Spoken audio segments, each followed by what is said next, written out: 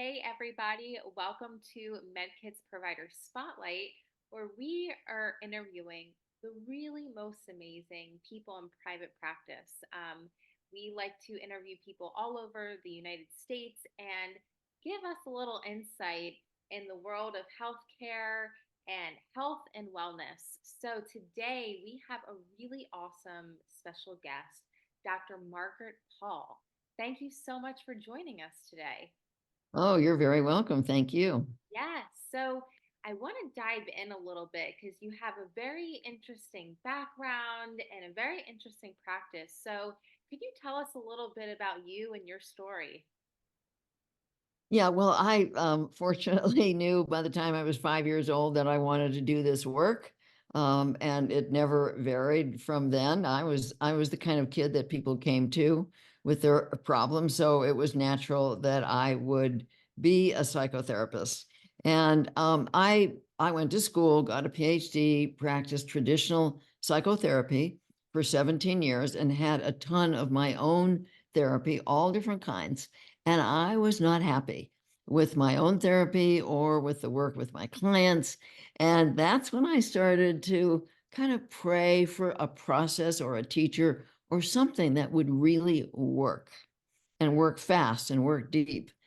And that's when I met the co-creator of Inner Bonding, Dr. Erica Chopich, and she had half the process and I had half the process. So of course we had to meet and we put it together with the help of higher guidance. And that was about 40 years ago.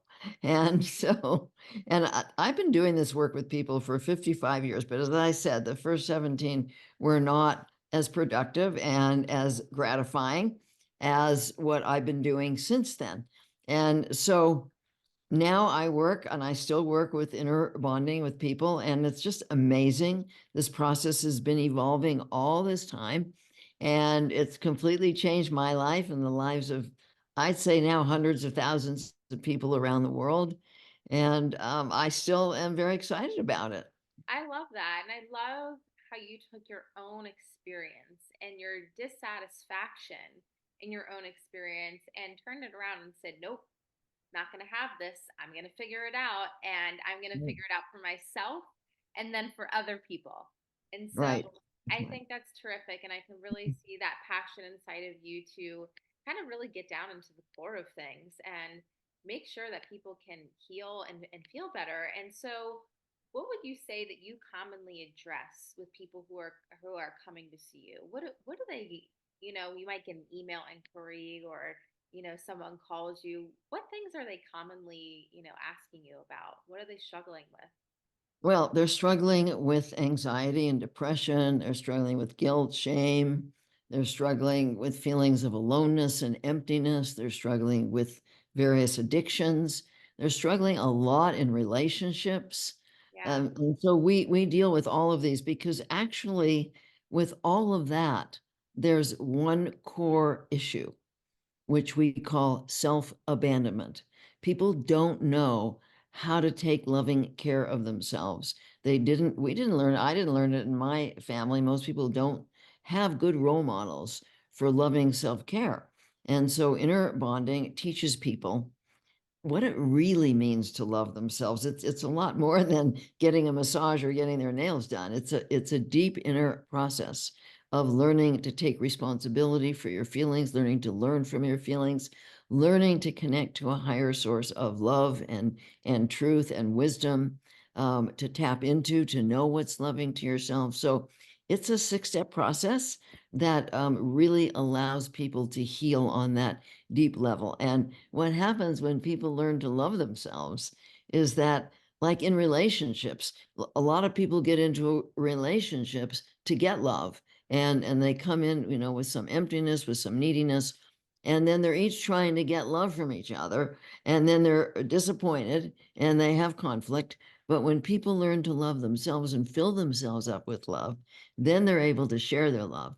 And so I'm very successful with relationships, helping people even on the brink of divorce to heal their relationships, even if they haven't had sex in 10 years. They get turned back on to each other. It's absolutely wonderful when they learn to love themselves. Everything changes, and their various addictions are there to cover up the pain. But most of the pain they don't realize is coming from abandoning themselves. And so when they learn to love themselves, they don't need all of these addictions. And I also work with a lot of people who have had a huge amount of trauma, huge abuse. And inner bonding is an amazing process for healing abuse. Yes, I'd really like to understand a little bit more about inner bonding and that process. Can you explain in just a little bit about, you know, what that really looks like? Yeah, so it's a 6-step process, and I'll briefly go through the steps. Sure. Um, for most of us, we learned really early to get up in our head because our feelings are in our body. And when we're little, we can't handle big feelings. So we learn to disconnect from our body, to dissociate from the feelings. So step one is learning to get back in your body with your feelings and be willing to learn from them and take responsibility for them because our feelings have so much information. They tell us whether we're loving ourselves or abandoning ourselves. They tell us what's happening with other people, whether someone's dangerous, whether someone's loving, whether someone's empty and needy and pulling, or whether somebody is somebody you can connect with.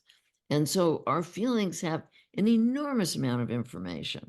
And when you learn to manage the pain, then you're no longer afraid to be in your body. And inner bonding is a fabulous process for learning to learn from and manage your pain. So step one is getting in your body, being willing to feel your feelings, especially your pain.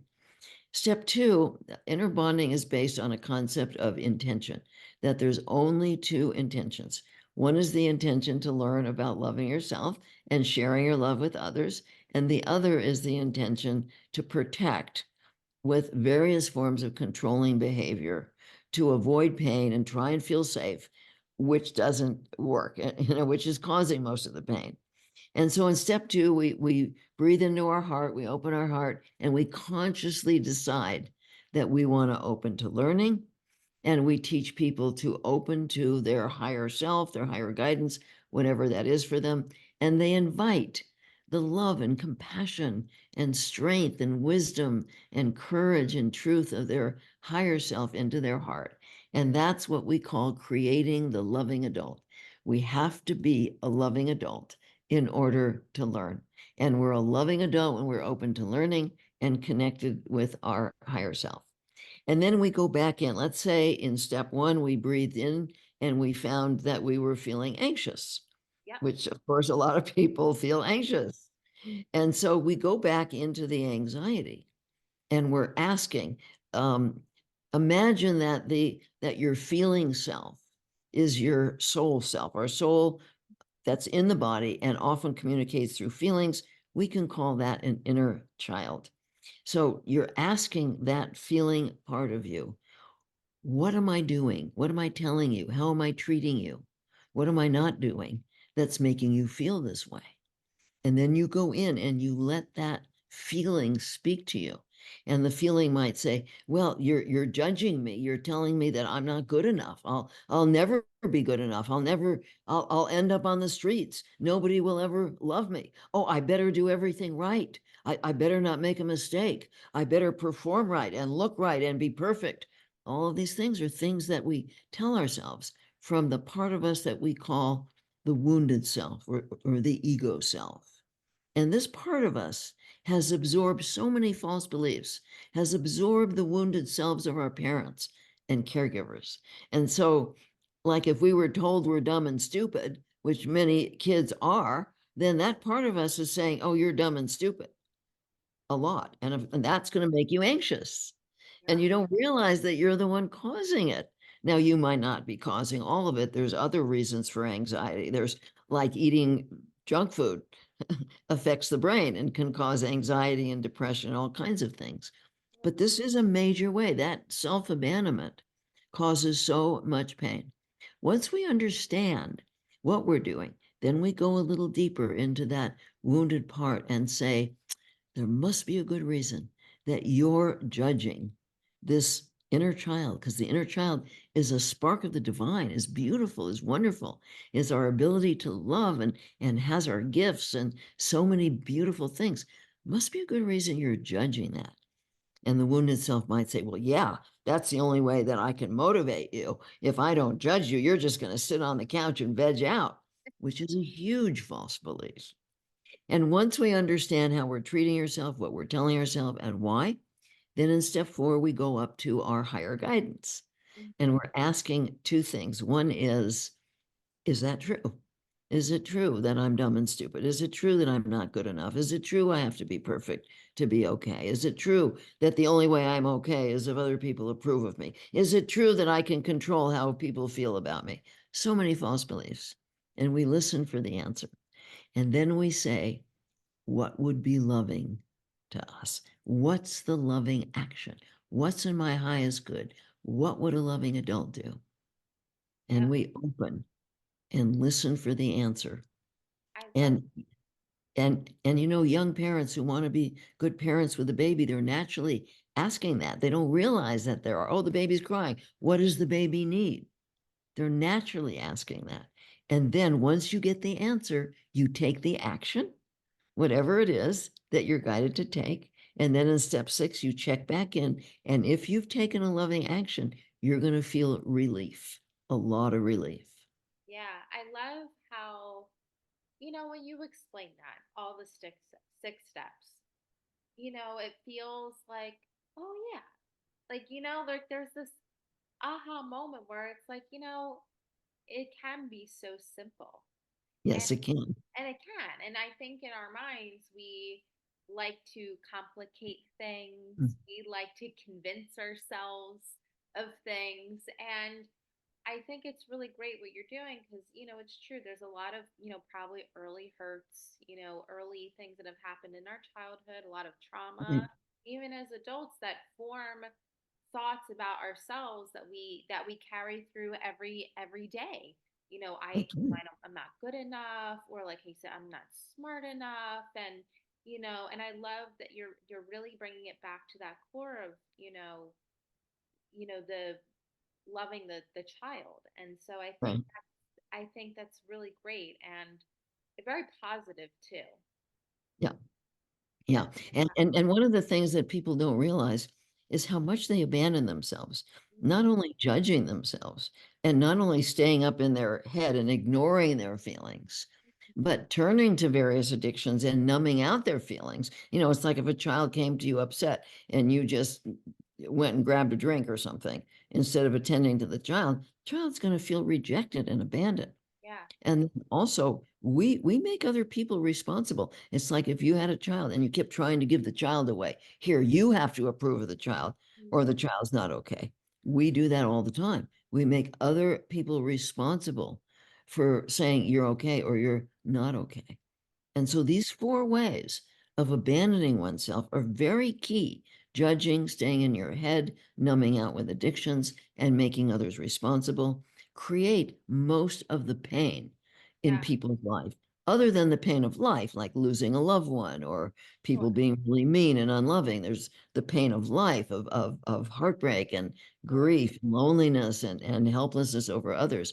But these feelings like anxiety and depression and guilt and shame, these feelings are being caused by us, by self-abandonment. Yeah, and I like that you said that because there also needs to be the accountability piece. The Mhm. you said, yeah, people will just numb out. They'll have the drink, they'll do whatever, they'll ignore, they'll blame someone else or throw the responsibility on someone else. And I love that this Mhm. is really about your own personal journey. This is Yeah. not about what they said, they've done. This is about you, how you're interpreting, and how you can dispel of that. And I think that's a really positive and really unique way of looking at things. Yeah, and it's a roadmap. People can learn these 6 steps, and if they follow the roadmap, they will get where they need to go. They will get to that sense of relief. They will eventually learn to define their own self-worth, because once you learn to connect with a higher source of love and truth, you start to see who you really are inside. You start to see your goodness, your caring, your compassion, your gifts that you've been given, and to value those rather than saying, oh, my worth is on how much money I have or the kind of house I have or the car I have. And instead of defining ourselves that way or by people's approval, we're defining ourselves by who we truly are in our soul. And that makes all the difference in the world. When you know how beautiful you are inside, you don't even think about what other people think of you. Yep. It just doesn't even occur to you because you know how wonderful you are. I That I believe. Absolutely. And what would you say to people right now that are kind of thinking, they go, this is interesting. What would be the next few steps that they could do today in self healing? What would you suggest that they think about or they do just to take that next step forward, no matter how small or how big that might be? Yeah, well, there's a couple things. One is to start getting present in your body, because if you're not with your feelings, you can't learn anything. And the other is just to start asking, even if you don't believe anything is there, what would be loving to me right now? Yeah, What's the loving action right now? It's amazing. Even people who don't believe in anything start getting information about what's loving to themselves. But I really suggest on our website at innerbonding.com, we have a free 7-day course. And this will give people the whole outline of inner bonding. And that's what I suggest people start with is learn the basics of inner bonding. Some people have emailed me that all they've done is follow the free course and their life changed. that's fantastic. That's a great and easy step, which kind of leads me in to my last question is if you could tell us all any other resources or where else people can find you so they might be able to follow up with you, ask questions, or just frankly get to know more. Yeah, so they can go to innerbonding.com. Um, there are many, many resources. I have many 30-day courses, love yourself, relationship courses, courses to connect with your guidance, many different courses. I do a bi-monthly masterclass for an hour and a half every other Wednesday, where I bring people through inner bonding and talk on a topic and then work with people. And so people can actually see the process at work. And that's very powerful for people. I also work with people individually in groups. We have a fabulous facilitator training program. And so we have many trained facilitators. People can't afford me. There's somebody they could afford. And we have a Inner Bonding Village, which is a member site. People can get 3 free sessions when they join and really get some help, get some support. And so there's many, many ways. I've got 12 published books out there. People can, one of the ways of learning inner bonding is to buy the inner bonding workbook and work through it. I have a recent book called Lonely No More, The Astonishing Power of Inner Bonding. That will take people through the whole process. So there's just many more expensive ways and less expensive ways and free ways on the website of learning inner bonding. We really want to support people in any way we can to learn this process. That's amazing. I love that you have really a Goldilocks recipe for any type of person out there, with any type of budget, to even just get access. So I think it's really wonderful that you're doing for people and for your community is just providing that, no matter what it looks like to them, free, most expensive, least expensive. There's so many resources out there that you've provided people. So thank you for doing that. And a world that we could all use a little bit more help in this arena for sure. Yeah, and it's really important to us to make this available for people. So that's why we offer so many different things and so many ways of people learning inner bonding. That's amazing. Well, thank you so much, Dr. Paul. This has been amazing experience. We have learned so much today, and folks, feel free to, reach out to Dr. Paul. There's so many great resources she had just mentioned. So, again, thank you so much for coming on Provider Spotlight with us and hope to have you again. Thank you so much. Thank you.